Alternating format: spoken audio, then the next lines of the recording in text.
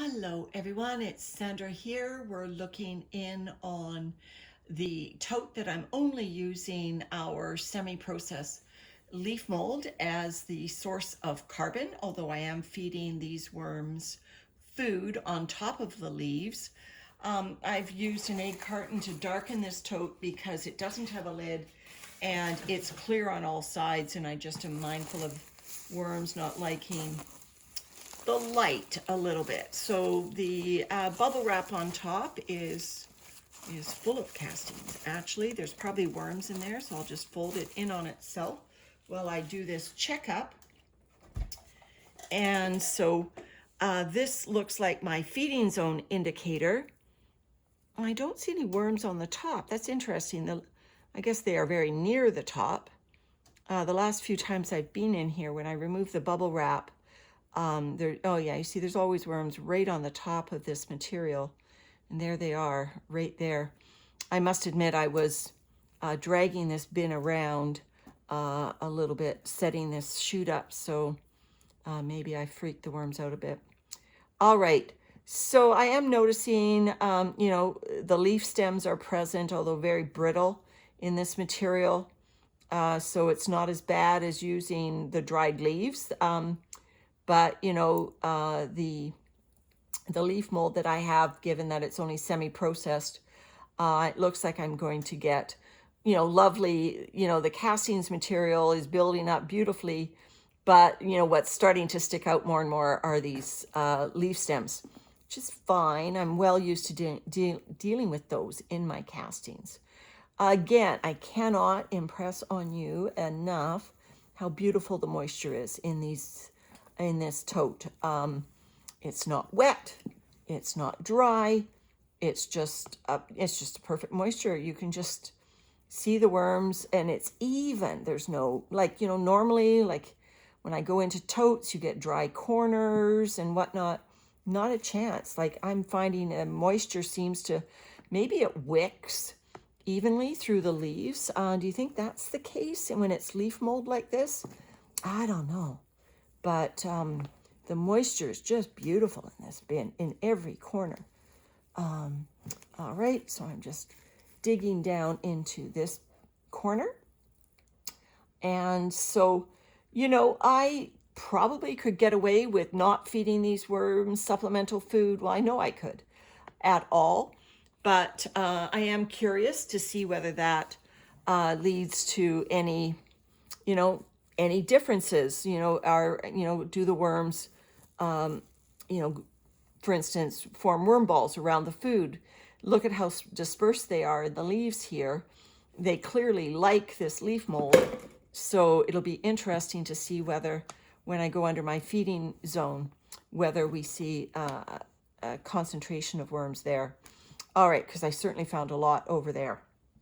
All right, that clunk you heard was the worm feeding about to be dropped. So just a moment. There, that should secure it. All right, so let's turn over our last feeding area. And I'm not seeing, maybe I've left it too late. There's a pine cone. Obviously a pine cone in the leaves. There's a little stick that wasn't in the leaves. Well, it was in the leaves. It wasn't in the feeding, I meant. Okay, so the only difference I can see with the feeding area is that they look like more conventional castings. I don't see any identifiable leaf parts in the area where I fed. So there's a reason to do both in a bin. Is you'll get sort of the conventional castings building up, as well as these castings that are slowly decomposing, or quickly decomposing, actually, leaves, much faster than my experience with leaves in when they've been put in right from being dried in the fall, or in Gilligan. I even actually, last year, I was even putting in fresh leaves. We had a couple branches fall off our tree, and I put clusters of green leaves in Gilligan, and they took a while.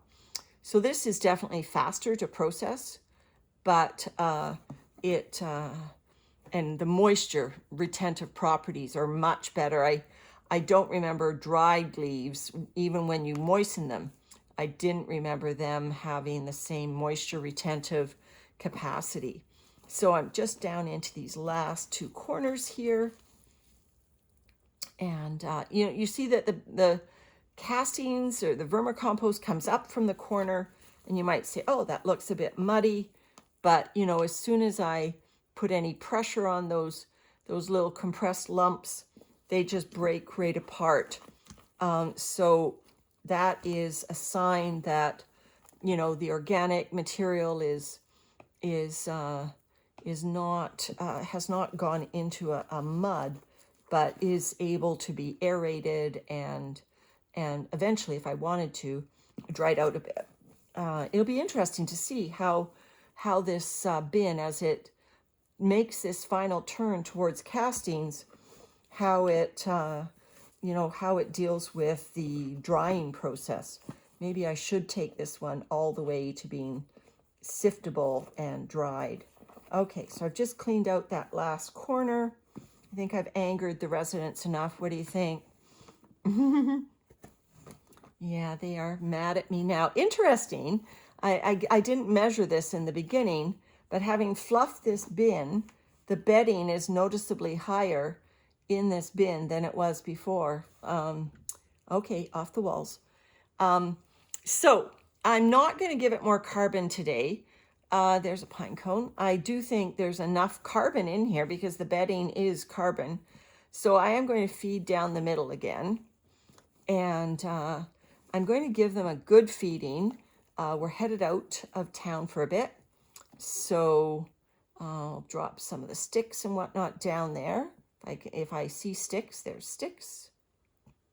So I'll put some of the sticks down there.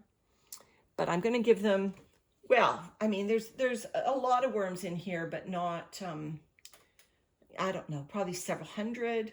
So what I've got for them is a moldy, well, a rotten half avocado here, and a zucchini that never ripened on the stem. It sort of fell off before it fully ripened. So I'm not actually going to give it additional carbon. I've put some eggshell grit on it. I want these worms to work over this material. And what I'm hoping is when we get back from our vacation that these worms will have not only demolished this food, but I will see even more progress on these castings turning the corner, or this vermicompost turning the corner into true castings. So I'm just looking through the material quickly, pulling out any sticks that I might see that would get a boost from being adjacent to this feeding zone. So anyway, if any of you have used leaf mold in worm bins, please let me know. How did you like it? Do you find this a good use of leaf mold, or is it more valuable to you as a straight garden amendment and not go through the gut of a worm first? I'd be interested in knowing that, because we have a lot of leaf mold, and my thinking is I will continue to use it as a worm bedding. But if you go, no, Sandra, put it on your fall garden, it's much more valuable there, then I will rethink my plan. So, it's my first time through using leaf mold, and I'm happy to adapt according to the community's feedback. So thanks so much. And hopefully we'll see some great vermicompost the next time we check in on this bin. All right, everyone. Bye-bye.